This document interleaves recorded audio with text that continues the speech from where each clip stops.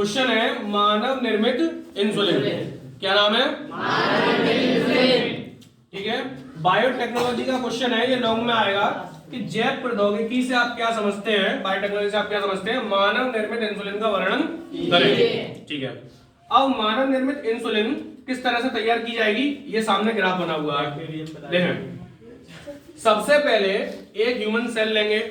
क्या लेंगे? Human cell. मानव कोशिका, उसमें से ह्यूमन का डीएनए पृथक किया जाएगा। ठीक है, और डीएनए में जीन पाए जाते हैं, ये जीन को निकाला। अब ये जीन इंसुलिन का निर्माण करता है। किसका? इंसुलिन का। अब एक बैक्टीरिया की कोशिका लेंगे, बैक्टीरिया ई कोलाई का इस्तेमाल किया जाएगा। कौन सा बैक्टीरिया? E coli.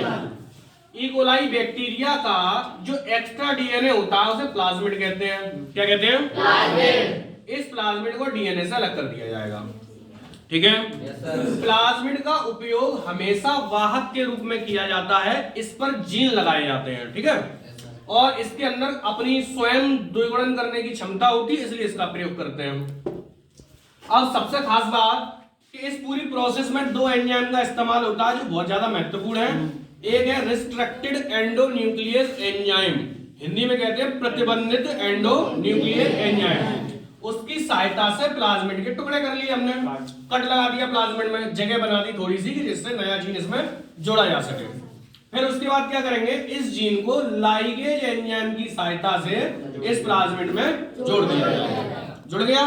प्लाज्मिड में पहले ये जीन तो था नहीं, अब हमने नया जीन इसमें लगाया है, तो ये क्या कहलाएगा? रिकॉम्बिनेंट डीएनए कहलाएगा।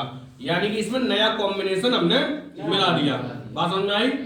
अब इस रिकॉम्बिनेंट डीएनए को यानी कि प्लाज्मिड के टुकड़े को एक हम पोषक कोशिका में डालेंगे, होस्ट सेल में डाल देंगे। किसके लिए? वृद्धि के लिए, जिससे ये कोशिका क्या कर सके? वृद्धि कर सके।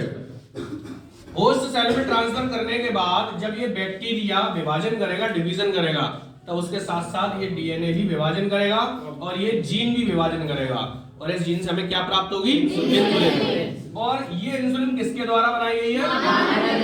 इसलिए इसका नाम ह्यूमिलिन रखा। क्या रखा? ह्यूमिलिन। बायोटेक्नोलॉजी की सबसे बड़ी उपलब्धि है कि उन्होंने मानव निर्मित इंसुलिन का निर्माण कर दिया है। एग्जाम की दृष्टि से ये क्वेश्चन महत्वपूर्ण है, ये एग्जाम में आ सकता है, तो इस पर स्टडी करके जाओ।